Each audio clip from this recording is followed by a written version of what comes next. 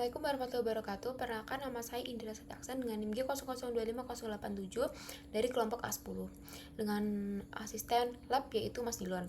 Di sini saya akan menjelaskan tentang anatomi organa cor. Jadi di sini ada pertanyaannya, yaitu Supriyadi 65 tahun datang ke IGD dengan keluhan nyeri tumpul pada dada sebelah kirinya.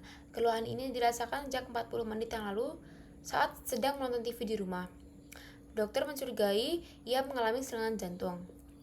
Jelaskan struktur eksterna cor, jelaskan struktur interna, lalu jelaskan valvula cordis dan mekanisme kerjanya. Di sini itu ada gambar dari struktur eksterna cor.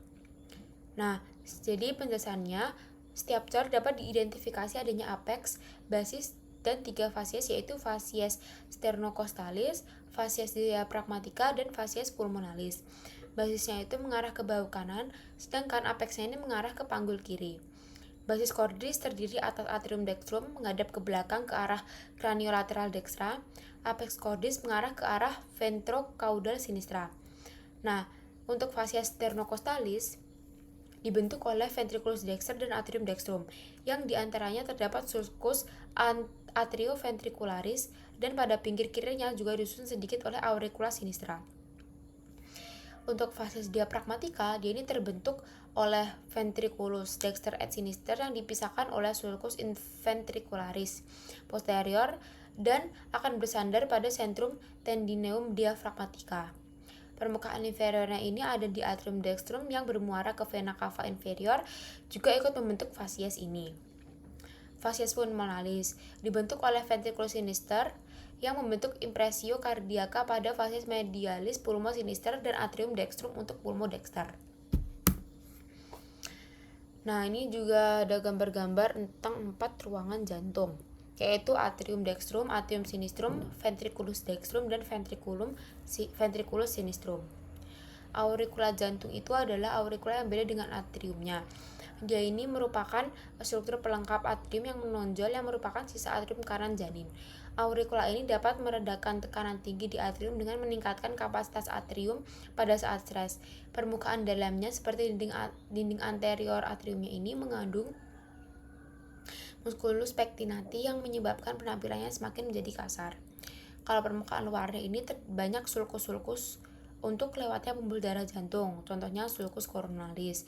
Ini tempat untuk lewatnya arteri koronaria. Terus sulcus interventricularis anterior, dia tempat lewatnya arteri atau vena interventricularis anterior. Lalu lanjut untuk struktur interna cor. Nah, dia ini ada atrium dexter. Ada bagian halusnya yaitu sinus venarum cavarum, bagian kasarnya itu ada musculus pectinati auricula dextra. Terus habis itu bagian halus dan kasarnya dipisahkan oleh crista terminalis pada bagian dalam, dan luarnya dipisahkan oleh sulcus terminalis. Lalu fossa ovalis dan limbus fossa ovalis itu ini ada obliterasi foramen oval yang berada di septum interatrial. Lalu ostium arteri vena dextranya ini menghubungkan dengan ventriculus dexter, ostium sinus coronariusnya ini valvula TBC, dan ostium vena cava inferior ini ada valvula Eustachi. Vena cava superior ini dimuarai oleh ostium vena cava superior. Vena cava inferior ini ostium vena cava inferior. Ini untuk sinus coronalis ini dimuarai oleh ostium sinus coronarius. Vena cordis minima ini dimuarai oleh foramina venarum minimarum.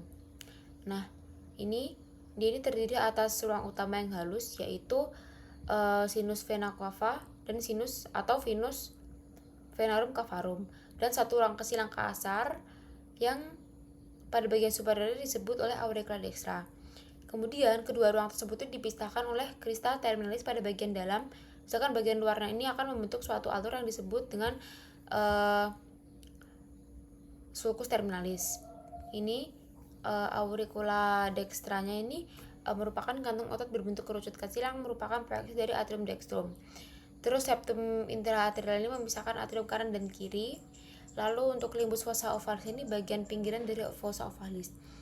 Terus atrium dextrumnya ini akan dihubungkan dengan ventriculus dextrum melalui ostium atrioventricular dextra dan dibatasi oleh valva anteroventricularis dextra atau valva tricuspidalis. Ini ada muara-muara pembuluh darahnya, ada vena cava superior, vena cava inferior, sinus coronarius, sama vena cordis minima.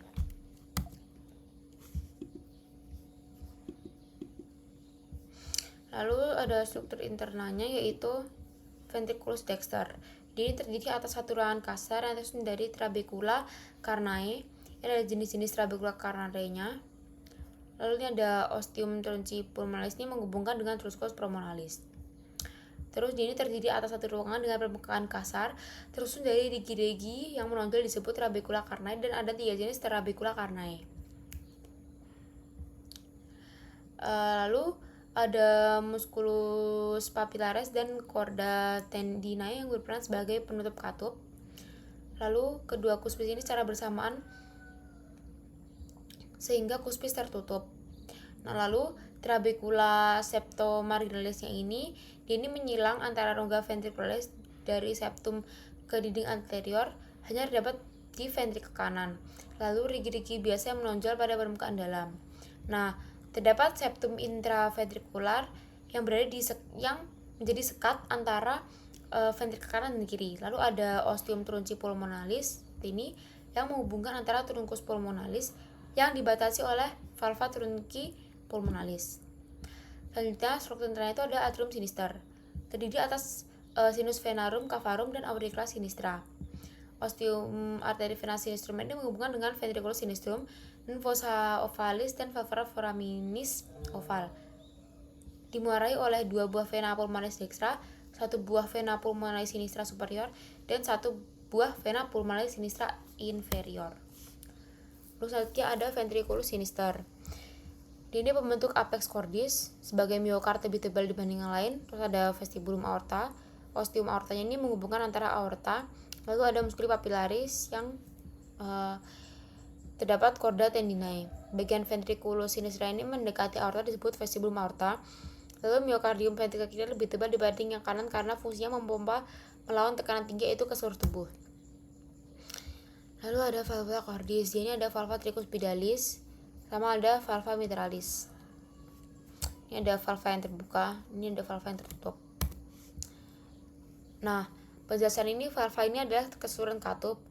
Valvula atau kuspis dia adalah salah satu daun katup.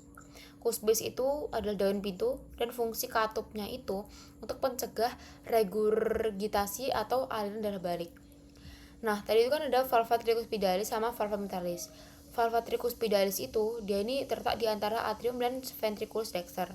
Kalau valva mitralis dia ini terletak di antara atrium dan ventriculus sinister. Valva mitralis ini terdiri dari 2 kuspis yaitu anterior dan posterior. Tiap kuspis akan dihubungkan dengan musculus papillaris yang berada pada ventriculus oleh chorda tendinae. Ini ada mekanismenya. Lalu ada valvula cordis, yaitu ada valva pulmonaris dan valva aorticus. Ini ada katup semilunar. Dia ini mengatur aliran darah dari ventrikel ke arteri besar, mengontrol pembukaan dari ventrikel kanan ke dalam truncus pulmonalis. Ya, ini masing-masing memiliki 3 titik berbentuk seperti saku baju, yaitu ada valva trunci pulmonalis sama ada valva semilunaris aorta. Ini ada mekanisme valva pulmonal dan ini ada mekanisme valva aorta. Baik, segitu dulu penjelasan dari saya. Maaf apabila ada kekurangan. Wassalamualaikum warahmatullahi wabarakatuh. Terima kasih.